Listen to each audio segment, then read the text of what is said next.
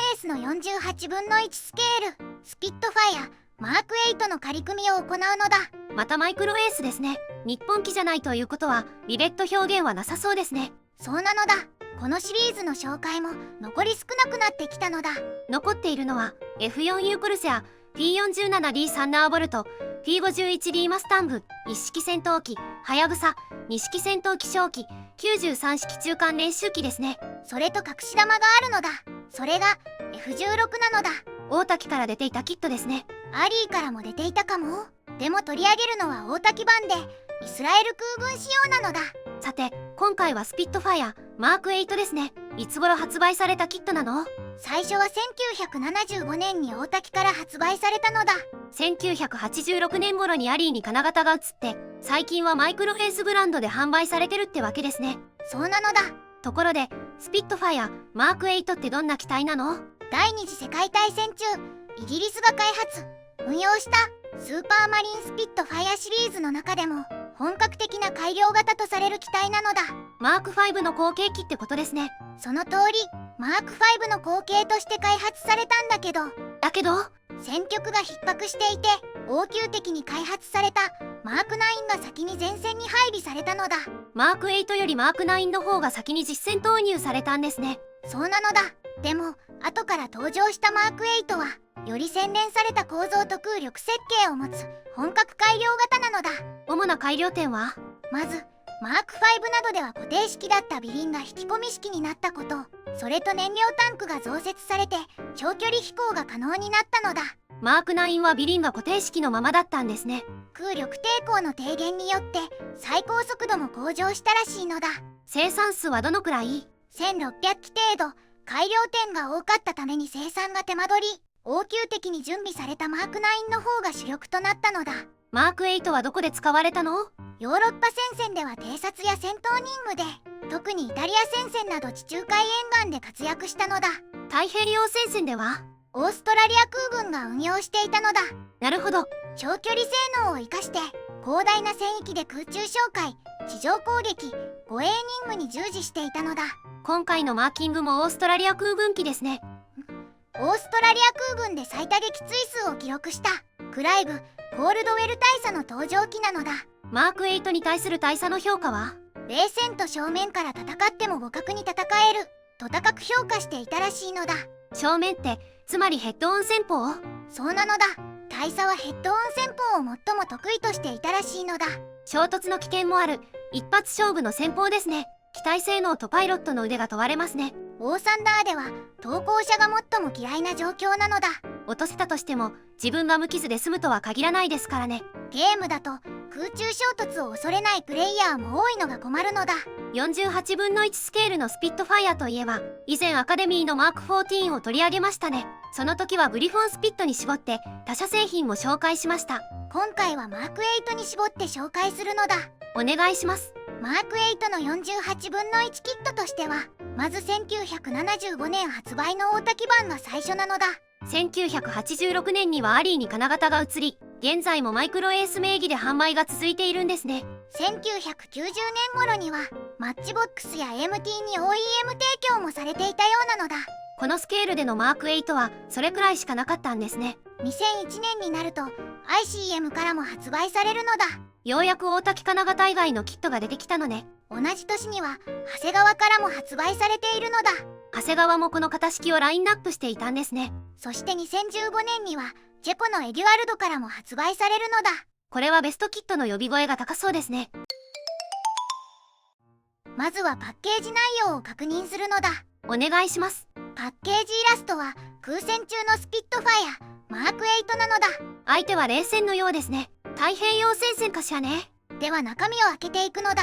薄いグリーンのランナーが3枚、透明パーツが1枚、デカールが1枚、組み立て説明書、塗装図が入っているのだ。マーキングは3種類あるのだ。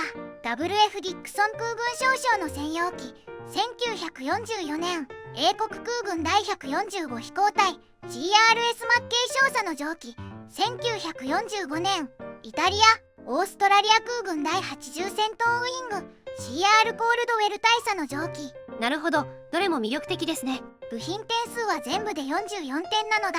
48分の1スケールとしてはかなり少ない方ですね。ではマイクロエースの48分の1スケールスピットファイアマーク8の仮組みを始めるのだ。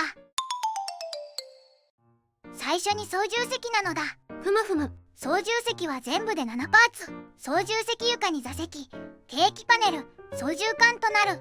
結構細かい作りですね。そうなのだ。パイロットはついてませんね。 BF109G と同様にタッチスタイルの人形がついてます。次はプロペラね。プロペラは全部で4パーツ構成。一体成形の4枚プロペラにスピナーをかぶせる。軸は胴体に挟むわけね。そうなのだ。次はエンジンかしら。液冷エンジンとなるので排気管のみ再現されている。今は切り出して終了なのだ。なるほどね。次は主翼、水平尾翼、胴体なのだ。いわゆるしの字ですね。最初に胴体の組み立てとなる。ふむふむ。胴体は左右分割で2パーツ構成。操縦席とプロペラの軸を挟んで接着するのだ。胴体のモールドはどうでしょうか。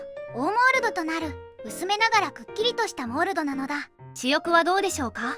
主翼は全部で3パーツ構成。主翼下パーツに左右主翼上パーツを貼り合わせる。主翼のモールドはどうでしょうか。こちらも大モールドとなる。胴体同様にくっきりとしたモールドなのだ。次は水平尾翼ですね。水平尾翼は左右それぞれ1パーツずつ胴体に差し込む構造。ここはいつもと同じ感じですね。次はクリアパーツや足回りなのだ。ふむふむ。キャノピーはワンピースとなるので操縦席の開閉選択ができない。透明度はそこそこありそうですね。今回は大滝版ですので現行品の状態は分かりません。次は足回りですね。まずは左右主脚。主脚は左右それぞれで3パーツ構成。タイヤと試着、カバーの構成ね。そうなのだ。次は尾輪ね。尾輪は1パーツ構成となる。胴体につけるカバーもあるのだ。引き込み足ってことね。最後は細かいパーツとなるのだ。まずはエアインテークからね。機種の下にエアインテークを取り付ける。2パーツ構成ね。次に左右主翼下の冷却器をつける。形が同じだけど役割が違うわけね。左主翼が冷却水溶のラジエーター、右主翼がオイルクーラーとなる。胴体下には増装もつけるのね。左主翼に気筒管、胴体上にアンテナを取り付ければ完成なのだ。では終わりに総評なのだ。今回はマイクロエースの48分の1スケールスピットファイアマーク8を仮組みしてみたのだ。仮組みしてみた感想はどうでした？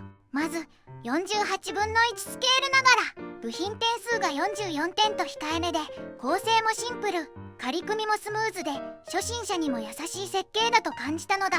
パーツの合いはどうだった？主翼と胴体の接合部にわずかな隙間ができるけど全体としては良好。大きな修正は必要なく軽くパテを使えば問題なく処理できそうなのだ。ディテールの印象は？この時代のキットで大モールドを採用しているのは高評価なのだ。パネルラインも比較的シャープ。ただし48分の1スケールとしてはやや簡素で最近のキットと比べるとディテールの密度には物足りなさを感じるかもしれないのだ。この型式ってあまり見かけないですよね。そうなのだ。マーク5やマーク9に比べると影が薄いけれど当時としては本格改良型のマーク8を48分の1スケールでキット化していたのはかなり貴重だったのだ。今はマイクロエースの名義で再販されているけど長く生き残ってるのはすごいことですね。あと今更だけどマーク9用の固定式尾輪パーツも付属していたのだ。